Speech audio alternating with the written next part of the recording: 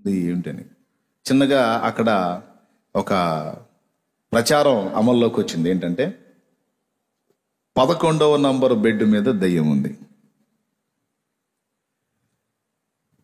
అది రాత్రి వేళల్లో వస్తుంది, అక్కడ ఉన్నటువంటి పేషెంట్ని చంపేస్తుంది అని ఒక చిన్న ప్రచారం లేవదీశారు.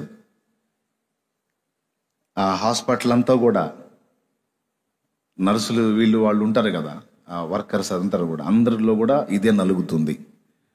ఓ పేషెంట్ వచ్చాడు ఆ బెడ్ మీదకి అంటే ఇంకా రేపొద్దున అయిపోతాడు వాడు, కన్ఫర్మ్ నిజంగానే అయిపోతున్నాడు. మరి ఏమీ జరగకుండా, వానికి ఏ లోపం లేకుండా వెంటిలేటర్ అమర్చబడినటువంటి ఆ పేషెంట్ తెల్లవారేసరికి ఎందుకు చనిపోతున్నాడు అని పాపం వాళ్ళు చాలా